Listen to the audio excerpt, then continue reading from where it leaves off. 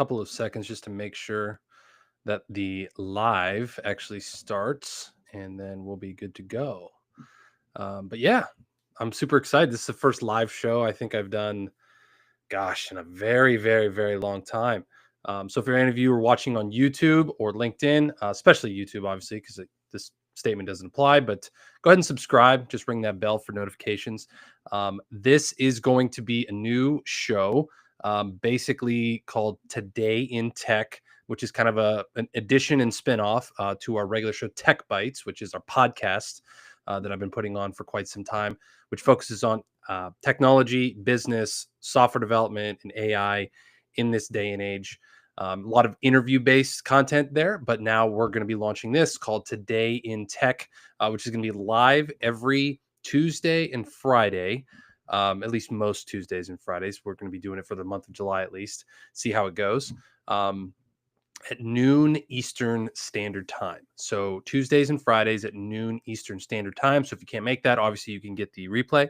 And then this will be put out as a podcast as well. If you subscribe to the Tech Bites podcast, we're going to be putting this live as well. So for any of you listening on the podcast on a replay, you can check us out on YouTube if you want to watch live. I don't think Spotify or any of the podcast platforms have live shows. They have video shows. So we'll obviously have the video version of this as well. But I'm super, super excited for this because this is going to be a really, really engaging, different style show than we've done in the past. This is obviously going to be a solo recording since this is just kind of the pilot version of this, seeing how it's going. Working on getting a couple of other some people to come in and actually weigh in on their thoughts for these types of episodes. A couple regular guests. Trying to model a little bit after some of the commentary shows that are out there, mainly kind of in the political and government space. But this is going to be solely focused on you, the small business owner. This is really the show for you if you own or run a smaller online business.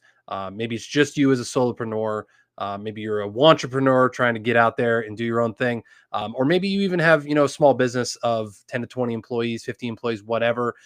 Because all these conversations that we're going to be talking about specifically on this live show are news stories, right? This is really going to be more of a commentary style on what is going on in the world of technology, in the world of business, and also kind of tied into the world of politics as well. Because like it or not, I mean, political decisions do shape the world that we live in. And a lot of times that can come down in the form of technology stuff. Like we're going to get into a story today about the recent big, beautiful bill that passed, and kind of one thing that was thrown in there or a thing that was actually left out that is affecting. It kind of trickles down to people like you and me who run these kinds of online businesses. So that's what it is. If you're still watching and you're still listening, I'm sure this is going to be a very, very useful and awesome show for you. So thank you for joining. Please share this and, just share it with anybody, share the link or recommend this to anyone you think might find value out of it. And then if you know of anyone who would like to be a guest or might be a good guest, we're still in the search for that. So feel free to send us a message at support@dappermobileapps.com. And we'll be more than happy to talk about that. So again, the structure, we're going to kind of go through 3 to 4 stories that I'm just going to kind of give my commentation or my commentary on, my thoughts and opinions on. And then we're going to just kind of go through all of these different ones that have kind of come up in these are kind of the past 4 or 5 days. So not anything breaking as of today, but then maybe on Friday we'll cover those, right? So today we're going to talk about OpenAI's global consulting service. There was a recent drop about that, what that's doing. Again, there was a law that recently passed that will affect AI regulation for the next decade. And then there's also a really interesting story on a major AI trend that you might have an inkling that is happening, but you might have also missed. So those are really going to be the main things that the main stories we're going to talk about today. We might throw in a bonus one there as well. So before I get going on those stories and we bringing that up, listen. So if you're still watching, if you're really interested in this kind of stuff or listening, This show is an offshoot. It's kind of one of the marketing channels for my particular business, which is Dapper No Code. So we are a custom software and app development company, building custom solutions using no code tools for small and local businesses. So if you've got a software idea, if you've got an internal tool idea, the next big startup you want to make, or just trying to add an additional revenue stream, or even want to learn how to implement AI a little bit better inside of your operations in your business, just go to dappernocode.com. You can book a free call with us. You'll speak with me directly, and we'll talk anything you want to know about that kind of stuff. So that's going to be the little sponsored segment inside of these shows. We're going to have other things that we're going to roll through here. And if you'd like to possibly be a sponsor of the show, again, you can reach out to us as well. So with that out of the way, let's dive into today's topics. So let me share my screen here and we'll get started with the very first one. So first story of the day is this one is hold on. Here we go. OpenAI launches $10 million enterprise AI consulting service globally. Now, I'm getting my information from a tool called vtnews.ai. This is a really, really cool and interesting tool. I'll probably plug it more in the future. But it's a very interesting tool because it actually kind of is a politically like based one where it kind of will say, hey, there's 50% of these platforms reporting this story are on the left, 50% on the right, or 70% on the right, 30% on the left. It's very interesting to kind of see that breakdown. But I'll get in more into that. But let me just read through this story for you guys. So OpenAI launches $10 million enterprise AI consulting service globally. OpenAI is significantly expanding its business model by launching a high-end AI consulting service starting at $10 million per project, targeting enterprise and government clients such as the U.S. Department of Defense and Southeast Asian app Grab. This new initiative involves embedding forward-deployed engineers within client organizations to tailor and integrate OpenAI's GPT-4o models into proprietary systems, marking a strategic shift from API and subscription models to deeper enterprise integration and long-term contracts. The move positions OpenAI in direct competition with established consulting giants like Palantir and Accenture, with the potential for contracts reaching into the hundreds of millions or even over $1 billion. The rest of this just kind of talks about the different compensation packages and levels for the people that they're hiring, which is ridiculously crazy. There's part here that says Meta's reported multi-million dollar compensation packages aimed at recruiting top talent. I won't read through that. If you're watching on the screen, you can read through the rest of that. But this is amazing. So, like, what are they actually doing here? Right? They're offering, hey, instead of going out and hiring someone, hire us directly. The person who the people who have created this platform, right, called ChatGPT, come hire us exactly. And I'm not us. I'm not affiliated with them, right? But I'm talking as them. Come hire us for $10 million minimum to come in and audit your business, implement AI inside of your structure, an enterprise level client, right? This is not for people like you and me, which is kind of interesting because this is what this is targeted at. But where I'm going with this is this is really, really an interesting business model. Something that we've actually been kind of getting into recently here at Dapper No Code is this AI consulting or transformation partner services, right? Like, where is your business at with AI? Are you advanced? Are you mediocre? Are you haven't even started yet? You don't even know what ChatGPT is or who this person is in this picture, right? Sam Altman. There's such a different spectrum of people in the adoptions phases right now. But what they're saying is we'll come in and we'll basically implement these things. This is what's crazy, right? This part right here. Integrate OpenAI's GPT-4o models into proprietary systems. That's crazy because, as a company, you maybe have built custom software, you've built proprietary systems that that are intellectual property. Like, those are licensed or copyrighted or trademark technology that your company has actually had and put probably a lot of money into, a lot of time into, a lot of investment into, and now they're going to come in and integrate their shit with your shit. I mean, do you feel comfortable about that? Would you feel comfortable, right? I mean, it's almost like if you own a home or you have an apartment or whatever, right? Hey, let's let the plumber come in, and they're going to integrate all their different tools and their technology into your home, and it's basically there forever. What does that do? That gives you vendor lock-in. Like, that gives you no ability to ever be, like, disassociated from this. Like, this is almost like a tentacle type of thing that OpenAI is kind of getting into with putting their stuff inside of everyone's thing, you know? Let me pull this back up here. So, I mean, this is really, really interesting. Um, and I mean, I wouldn't say that um, I wouldn't say that this is something that is super exciting. I mean, if you're a big enterprise, you know, company, then obviously, like, this is something that's pretty exciting. For people like you and me, this is kind of interesting because this also, I think, really opens up an opportunity to show what is possible, as far as these AI consulting services go.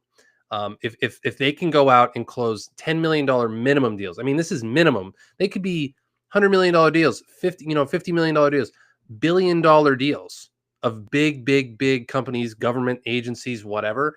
I mean, what's possible for people like you and me? What's possible for someone who might want to go in and start this kind of consulting service, right? This is actually something that we're talking about here at Dapper No Code at implementing more and more. We've done kind of some smaller engagements with this. Um, but this is amazing. I mean, like, what's the market potential in this? I don't even know, but it's got to be massive, right? So this was a really, really interesting story. I just wanted to kind of bring up, maybe give food for thought with some of you in this. If you're a business, how do you actually go through and implement this and get AI integrated into your stuff? That's always one thing that I've kind of found with ChatGPT has been very interesting. Is, okay, how do you make it private? I know there are private, instances and stuff that you can do with it, but then what do they do with that data, right? Like, that once they're into your system, how do you know that they're not going to be using that, for other purposes? I mean, there was parts where they found that they used all these publicly available YouTube videos to train a lot of models.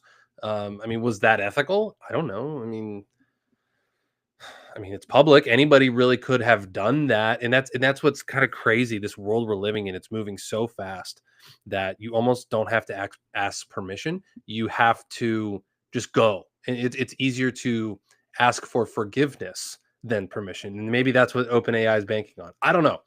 Very, very interesting story with what's going on there. But anyway, those are my thoughts on that one. So, all right, let's move on to the next story. I don't know if I was actually sharing that the whole time because I think my computer actually crashed. But the next story, let's see if I can do this here. It is the Senate removes state AI regulation ban from the Trump tax bill. Okay, so let's see if I can get that up in here. This is very interesting. So now I did want to preface this with, I on a lot of the interviews that I do, I try to stay away from politics a lot. I think that's getting harder and harder and harder to do in today's world. But I think that it is. I mean, this is very interesting. Like, this is 100% center reported. Like, there's really no bias in this, and this is what's really interesting.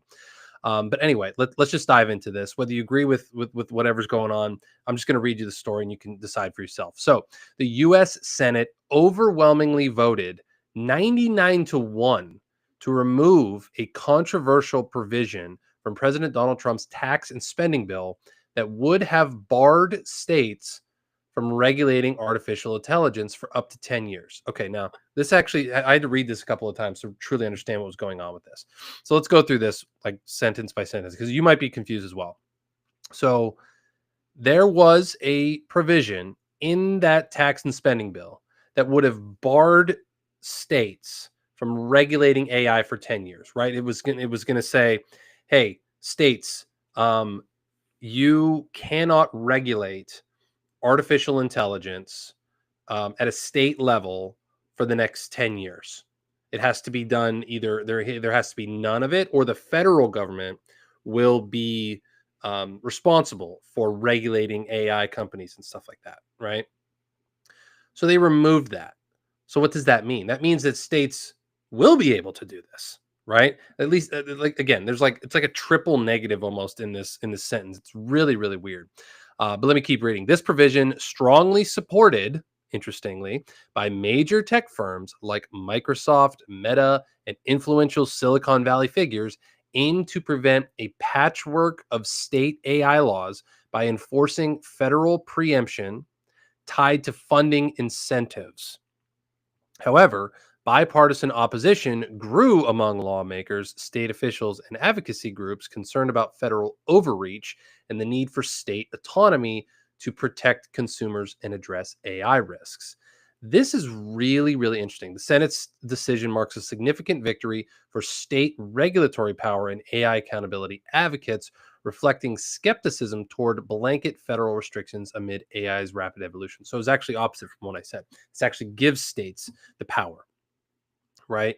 This would have barred the states, but now it actually is, right? Like it's saying, states, you can actually do this so Florida can do it differently than we can do it here in Pennsylvania, Ohio, like whatever the case might be, which is really, really interesting when you think about it, because, um, you know, we, it, my thoughts on this are, the way that I have come to see the world and come to lean, politically, to lean governmentally, whatever. I'm a huge advocate of. I think the government if you want to screw something up, get the government involved. I mean, there's just many, many, many, many cases throughout the 249 years of our country's history of the government just really screwing things up. I mean, it's just they can do things right, but I mean, if you just look at it as a normal common sense person, the government usually screws shit up. I mean, let's be real.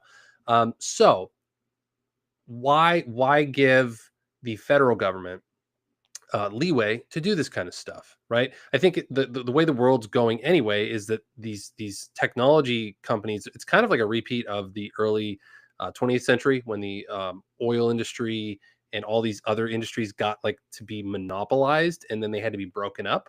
I think the tech and the social media industry was kind of getting there, and maybe the AI race is getting there as well.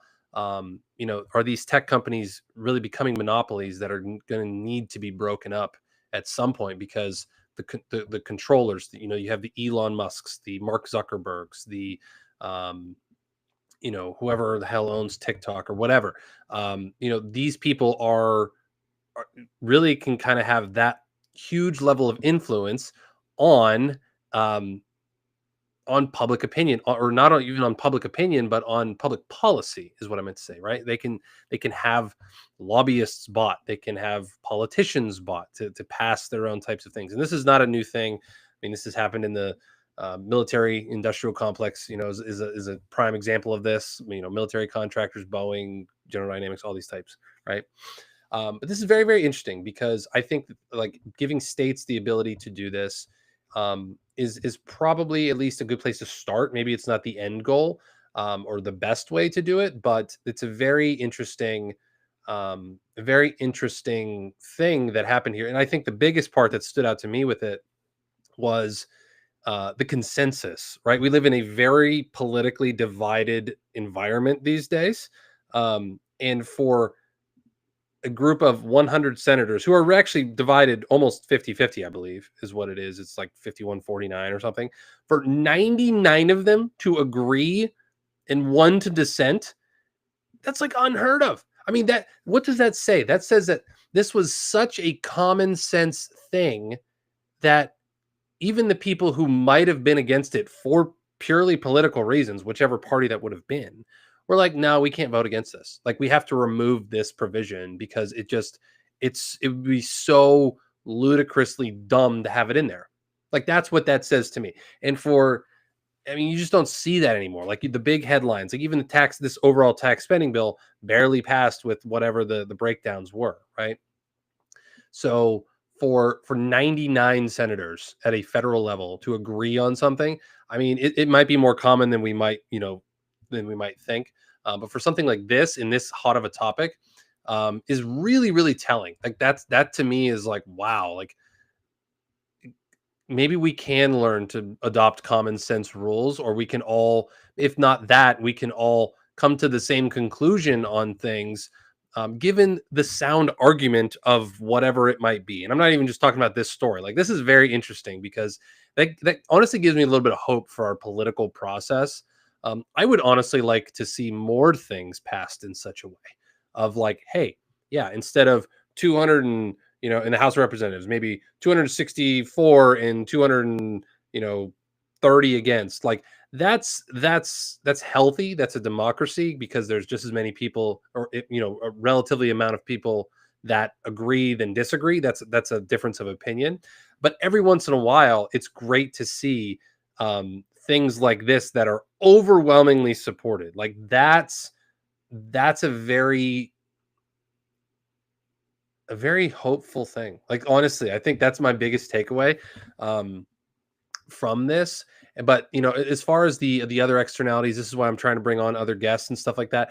I don't know if I can really give like the legal ramifications or the political ramifications of this from a very in-depth analytical review. But it's a very, very interesting thing to just kind of keep in the back of your mind and keep in your back pocket as something that's going on. So all right, next story, number 3 story here. Let's pull this up real quick, see if I can do this here. All right, so there's a major AI trend going on. Very, very interesting thing. AI adoption accelerates globally despite employee resistance. This is for all you employees out there who might be resisting, AI or whatever. So AI adoption accelerates globally despite employee resistance. Artificial intelligence is increasingly influencing not only business operations, but also personal decision making and emotional behavior, with AI systems tracking and analyzing user behavior to subtly influence beliefs and actions. That is freaking terrifying. Businesses are adopting AI widely, with 63% reporting value generation. Yet many struggle to realize meaningful returns without integrating human centric strategies that emphasize adaptability and trust building. AI driven personalization, such as Netflix's content recommendations and Morgan Stanley's GPT-4 assistants, exemplifies successful AI integration that enhances human roles rather than replaces them. I think that's really, really the key. However, the rise of AI also brings new cyber threats like deepfakes, necessitating robust AI risk management and governance to mitigate fraud and reputational damage. Additionally, evolving state and federal regulations are shaping how organizations manage AI adoption and cybersecurity. These developments highlight the dual nature of AI's impact: transformative opportunities paired with complex challenges in ethics, security, and human trust. This is a very interesting story, right? So what's this saying? This is saying that AI is increasingly influencing business operations, but personal decision making and emotional behavior. I really like this example of Netflix they give you with these recommendations, right? I think this is really that's really more of the way of AI in the future is it's going to be embedded into so many things. I've spoken with a lot of people on the Tech Bites podcast about this, that there is just going to be such an embedding of AI inside of the existing tools that we use. Like, for example, I'm using Riverside to conduct this show and stream it live on YouTube and LinkedIn, right? It already has AI producing capabilities. So after I do an episode, I can literally click AI producer, one click, and it makes the show, I don't know, 10 times better than in what it was when it was live. It takes out pauses, different, filler words, silences. I have my dog laying down here. If he gets up and starts barking, right? Like, it edits those things out. And I think that is what's really, really interesting because, again, does that shift, does that give technology companies the ability to subtly shift behavior? Obviously, they've been doing this, they've done it through social media for a long time. But what does that eventually do? If I go on, like, everyone has their own Netflix algorithm now. Like, my wife and I, when we pull up Netflix, I have my profile, she has hers. Hers is completely different than mine. Like, when we sit down to decide, hey, what kind of movie we want to watch this weekend or whatever. If we want to watch something funny, maybe a rom-com, something different, like I don't really care what we end up watching, we go to her profile, right? If I want to watch an action movie, a war documentary, anything related to that kind of stuff, we go on my profile, or at least I do, because she doesn't like to watch that kind of stuff. But you know what I'm saying, right? It's such an interesting thing. And what was the other stat that it said there? It said businesses are adopting AI widely, with 63% reporting value generation. Yet many businesses struggle to realize meaningful returns without integrating human-centric strategies. Human-centric strategies. So what does that mean? Um, what that means is that there still has to be a human at the center of whatever operations are going on, right? They've found that totally automating stuff, that totally trying to use AI and be fully reliant on it, is still not at the point where it's super super useful. And this is why, like, I don't know, I hear all kinds of different stats on all kinds of different places. If this says here that 63% of businesses have reported using this, I just watched a video this morning that said only 5% of businesses have started to actually become, like, really involved in integrating AI into their businesses. So which is it? Is it 5% or is it 63%? Is it somewhere in the middle? Who really knows? Who really knows? The bottom line that I take away from this, as a business owner, as a consultant, as a strategist, is that it's not 100%. I've never seen a stat that says 100%, right? You might see ones that say 90, whatever, but it's not 100%. So there is still opportunity out there for businesses who have not implemented this stuff. Kind of going back to our first story, to consult with them, to help them, and to really tackle that. I think on that bell curve of like early adopters to kind of like lagging, I think we're kind of still on the upward trend of early adopters. I still really think this is interesting and early in this game, but it's also, this is why when I hear and I see stories about AI is going to be at the point where it is self-generating and could take over the world in the next year to 3 years. I truly am a skeptic of that. I truly am, and I'll tell you why. Because it's things like this. It's things like the hallucinations. I know the Bigfoot AI videos have been going viral. I'm guilty. I watch them all the time. I think they're freaking hilarious. But if you watch them, yeah, some of them are really, really good, and many of them still contain AI hallucinations. They still contain things where you like. This is why I've never been truly concerned about all these deep fakes at this point in time. I was really interested to see what happened during the election, if there was going to be big deep fakes that went out of Trump or Biden saying or doing a certain thing that went viral, and never really seemed to happen, at least that I know of. If you do know of some of those, please let me know. But I never really saw anything like that happen. And I also think because it's still to the point where you can tell the difference between an AI generated video and an actual real video. Like, that I'm not AI generated. You know what I mean? I keep wiping my nose. I keep sniffling. There will probably be dogs that end up barking at some point during this. I can't believe they haven't. I usually lock them out here, but they're laying good on the floor here. But these are the things that are very interesting, and I think that there's still this human centric quality to connection, to connecting with people and doing things in a human way that AI just cannot replace, and maybe will someday, but like we're talking way, way, way, way, way down the road, if ever, right?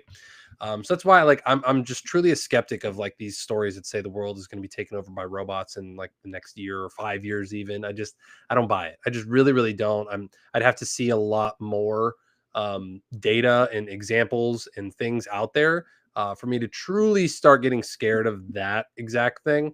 I just don't believe it. I'm not on that fence. I haven't crossed that threshold yet. But it is clear that there are more and more people adopting tools. There are more and more businesses adopting tools. And what that does is it takes all this data and it takes all of this computing power that's required, which actually leads me into our last story. How are we doing? We're about at 30 minutes. Yeah, we'll go into this one last story, um, which is again the energy related stuff that this is going to require. So let me pull up this last one here, because this is what's really interesting, and this will probably be just a quick bonus story. But OpenAI signs a $30 billion deal leasing 4.5 gigawatt Oracle US data center power. This is crazy. So OpenAI has agreed to lease 4.5 gigawatts of data center power from Oracle in a landmark deal worth approximately $30 billion annually, marking one of the largest cloud contracts for artificial intelligence to date. This agreement is part of OpenAI's Stargate initiative, a $500 billion project launched with partners including Oracle, SoftBank, NVIDIA, and others to expand AI infrastructure across the US and globally. Oracle will develop multiple new data centers in states such as Texas, Michigan, Wisconsin, Wyoming, New Mexico, Georgia, Ohio, and my home state of Pennsylvania, while also expanding its existing 1.2 gigawatt facility in Albion, Texas to 2 gigawatts to meet OpenAI's demand. I mean, this is nuts. I mean, to be honest, I'm not versed in what an actual gigawatt of energy is. It's probably an ass load. It's probably way more than I could even possibly comprehend. Um, but I think this is what's really, and this is one thing I've followed along with closely around like a lot of stories and clips and things that I've seen is that the pure energy demand that AI is going to put on the systems we have, on the data centers and everything, like they're talking about, nuclear power. My wife and I, we used to live in Harrisburg, Pennsylvania, which was literally we literally lived like hundreds of feet from 3 Mile Island. If you don't know the 3 Mile Island story, it was the only nuclear meltdown the U.S. ever had. You could look out our kitchen window and it was right there. So I have a kind of a personal tie to 3 Mile Island. I was not alive. My neighbor, who used to watch our dogs, was there and lived there, still live there to this day, when 3 Mile Island happened. So, I think that there's probably less of a appetite among people for, or at least among the right people for putting up all these nuclear power plants. But I think you're going to see in the next months, possibly year, this start to be more of a conversation around. What are we going to do for nuclear power? How are we going to like that? What are we going to do to power all this AI stuff? And where's it going to come from? And I think nuclear power is really going to be in that conversation, whether you like it or not. But that opens up so many opportunities for contracts, for additional work, for just the economy in such a way that like it's really mind-boggling. I mean, you talk about building 20 or 30 nuclear plants across this country. I mean, that's that's absolutely wild. That's absolutely crazy. Um, but and I did. And speaking of 3 Mile Island, there was a store. I think Microsoft. I think might actually just recently purchased some of the energy rights to there in the form of 10-20 billion dollars, something like that. I don't have the exact story handy, um, but like this is already happening, right? So for people like you and me, how do we tap into that? How do we know that? Like obviously AI isn't going anywhere. Obviously it's the next focus. It's the next gold rush, if you will, right? So, how do you build tools? How do you build services? And how do you build offers around this? This is something that I'm actually working on building and putting together, again, inside of our consulting package and things like that. But use AI to come up with those things. Use AI to figure out how you can sell more AI is my recommendation for now. But there's so much opportunity here. It's super exciting. For someone who's been in the software development world for a while, it's terrifying as well because are you going to be replaced? Are you going to be irrelevant in a matter of time or weeks? And that's a very scary thing to face. But the more you keep up with these stories, the more you keep up with what's really going on in the world inside of this particular topic, the better you'll be because you can be a first mover somewhere else. You can actually think about these stories. What's going on here? Why are things moving the way that they're moving, and how can I take advantage of that? There's a really good quote I remember from Wayne Gretzky. I've never been a big hockey fan, but Wayne Gretzky always said, "Skate to where the puck's going to be, not where it is." Right? Where is the puck going to be with AI? Where is the puck going to be with this energy stuff? Where is the puck going to be with AI transformation partners? Where is that puck going to be? right? It's up to you to figure out. I'm not here to give you the answers. I'm just here to give you the information, kind of distill it down through my thoughts and my lens. So, um, yeah, that's a very very interesting thing to do. And then speaking of that, I think in terms of um, you know, well, maybe we'll get into the replacement theory and things like that in the future. But anyway, that is going to be a wrap for this show. I mean, I think my biggest takeaway from today, personally, I think I just gave it. AI is not going anywhere. It's really something that is worth paying attention to, and this is why I'm really excited to get this show off the ground and to talk more about this. And also, in future episodes, bringing in other experts, other people maybe we've had previously on the podcast, or even if any listener comments or feedback that we have from this, because it's really something that you can't ignore anymore. You can't really bury your head in the sand and just pretend that it's going to go away or dissipate, because it's not. That's just the cold hard truth.